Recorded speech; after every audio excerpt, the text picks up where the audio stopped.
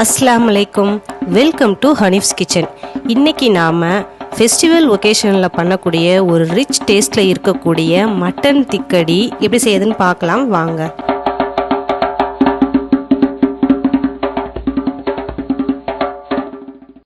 இதுக்கு நான் முதல்ல ஒரு பாத்திரத்தில் 3 கப்பு மைதா எடுத்துக்கிறேங்க.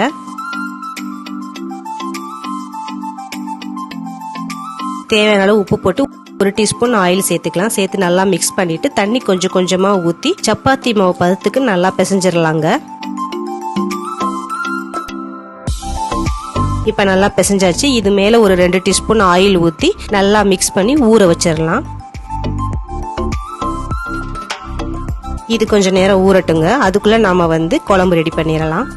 நான் இதுக்கு ஃபர்ஸ்ட் 3/4 கிலோ மட்டன் எலும்பு எடுத்திருக்கேங்க. 1 கப்புக்கு 1/4 கிலோ, ஸோ நம்ம 3 கப்பு போட்டிருக்கனால நான் 3/4 கிலோ எடுத்திருக்கேங்க. அதுக்கப்புறம் சின்ன வெங்காயம் 100 கிராம். இதை கொஞ்சம் கொரகொரப்பா அரைச்சிக்கலாம். கொரகொரப்பா அரைச்சி வச்சுட்டு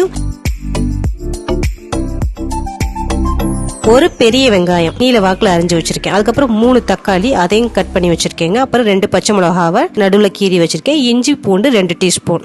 இப்போ நம்ம அடுப்பு ஆன் பண்ணி குக்கர் அடுப்பில் வச்சிடலாம். 1 குழிக்கரண்டி ஆயில் ஊற்றி வெங்காயம் போட்டு நல்லா வதக்கிடலாங்க.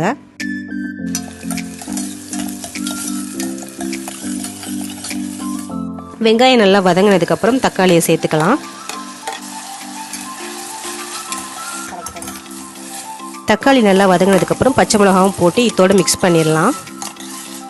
அதுக்கப்புறம் நம்ம கொரகொரப்பா அரைச்சி வச்ச வெங்காயத்தை இதோட சேர்த்து நல்லா மிக்ஸ் பண்ணிடலாங்க.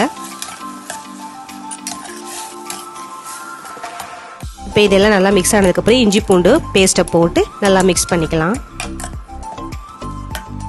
அதுக்கப்புறம் 1 டீஸ்பூன் மிளகாய் தூள் போட்டுக்கிறேங்க. அதுக்கப்புறம் கறி மசால் பொடி 2 டீஸ்பூன் சேர்த்துக்கலாங்க. இது எல்லாத்தையும் நல்லா மிக்ஸ் பண்ணிடலாங்க. மிக்ஸ் பண்ணிட்டு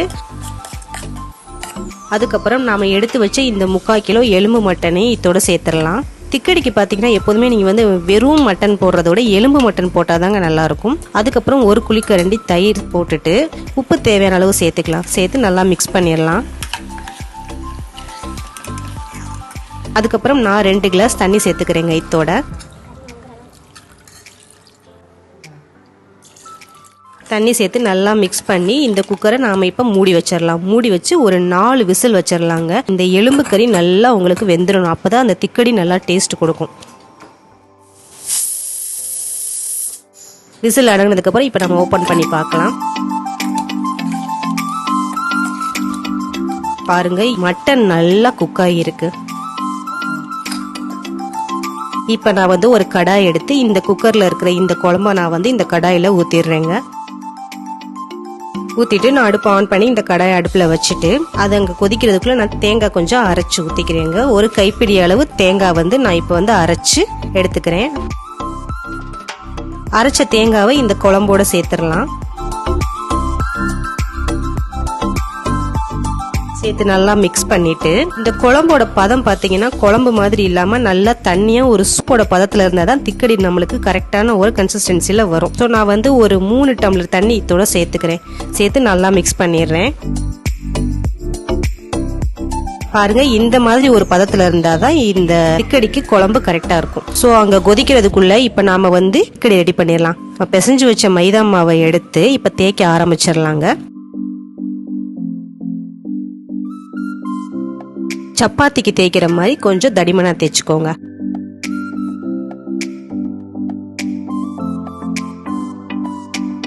அதுக்கப்புறம் நாம இந்த மாதிரி ஸ்டார் அச்சு எடுத்து நான் அச்சு போட போறேங்க. மோஸ்ட்லி எல்லாருமே பாத்தீங்கன்னாக்கா திக்கடி ரவுண்ட் ஷேப்ல தான் பண்ணுவாங்க. யாருமே ஸ்டார் ஷேப்ல பண்ண மாட்டாங்க. பட் நம்ம டிஃபரெண்டா பார்த்தோன்னா அட்ராக்ட் ஆகுற மாதிரி ஒரு டிசைன்ல இருக்கணும். அதனால நம்ம இந்த ஸ்டார் டிசைனை சூஸ் பண்ணி இதுல போடுறோங்க. இப்ப நல்லாவே கொதிச்சிருச்சு. கொதிச்சதுக்கு அப்புறம் நம்ம ஒவ்வொன்றா எடுத்து போட ஆரம்பிச்சிடலாம். போட்ட இடத்துலயே நீங்க இந்த போடாம கொஞ்சம் தள்ளி தள்ளி இதை சேர்த்துக்கோங்க. கரண்டி காம்பை வச்சு லைட்டா ஒரு கிளறி விடுங்க. அதுக்கப்புறம் இருக்கிற எல்லா மாவையுமே இதே மாதிரி அச்சு வச்சு எல்லாத்தையுமே இதுல குழம்போட சேர்த்துடலாம். கடைசி மாவுல இந்த மாதிரி ரவுண்ட் ஷேப் போட்டுக்கலாங்க. ஆக்சுவலி இந்த ரவுண்ட் ஷேப் தான் எல்லாருமே திக்கடிக்கு யூஸ் பண்ணுவாங்க. போட்டு நல்லா ஒரு தடவை கிளறி விட்டுட்டு மூடி வச்சிருங்க. ஒரு 10 நிமிஷம் நல்லா அது குக் ஆகட்டும்.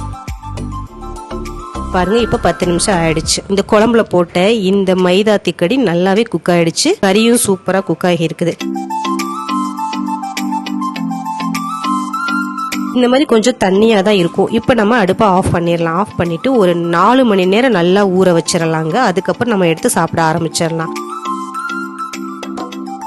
இந்த குழம்பு நல்லா இந்த மைதால வந்து அப்சர்வ் ஆகி பாருங்க இந்த மாதிரி ஆயிடும். இப்ப நீங்க தேவைன்னா லேசா சூடு காட்டிட்டு சாப்பிட ஆரம்பிங்க, இல்லாட்டி அப்படியே கூட சாப்பிட ஆரம்பிக்கலாம். நீங்க நைட்டு செஞ்சு வச்சுட்டு பிரேக்ஃபாஸ்ட்டுக்கு சாப்பிடலாம், இல்ல டின்னருக்கு சாப்பிடணும்னா ஒரு ஈவினிங் டைம் போல இதை செஞ்சு வச்சுட்டு டின்னருக்கு சாப்பிடலாம். இதோட டேஸ்ட் பாத்தீங்கன்னாக்கா நம்ம பரோட்டால குழம்பு ஊற வச்சு சாப்பிட்டா எப்படி இருக்கும் அதே மாதிரி 10 மடங்கு டேஸ்ட்ல அவ்வளோ ஒரு அட்டகாசமா சூப்பர் டேஸ்ட்ல இருக்கு. இது குழந்தைங்கள்ல இருந்து எல்லாருமே பயங்கரமா விரும்பி சாப்பிடுவாங்க. அதுக்கப்புறம் ஒரு முக்கியமான விஷயங்க, வர்ற திங்கட்கிழமையில இருந்து every morning 11 o'clock bachelor cooking சீரீஸ்னு ஸ்டார்ட் பண்ண போறோங்க. இது குக்கிங் பிகினர்ஸ்க்கு ரொம்ப ஈஸியா குக் பண்ணணும்னு நினைக்கிறவங்களுக்கு ரொம்பவே யூஸ்ஃபுல்லா இருக்குங்க. ஸோ மறக்காம உங்க சப்போர்ட்டை எப்போதும் போலவே கொடுங்க. ஸோ இந்த மட்டன் திக்கடியை நீங்க கண்டிப்பா ட்ரை பண்ணி பாருங்க. ட்ரை பண்ணி பார்த்து எப்படி இருந்துச்சு நம்ம கமெண்ட் பாக்ஸ்ல நம்மளுக்கு டிராப் பண்ணுங்க. நம்ம சேனலை சப்ஸ்கிரைப் பண்ணி பக்கத்துல இருக்க பெல் ஐக்கானையும் பிரஸ் பண்ணிருங்க. அதோட நம்ம எல்லா வீடியோஸ் பார்த்து என்ஜாய் பண்ணுங்க. தேங்க்யூ.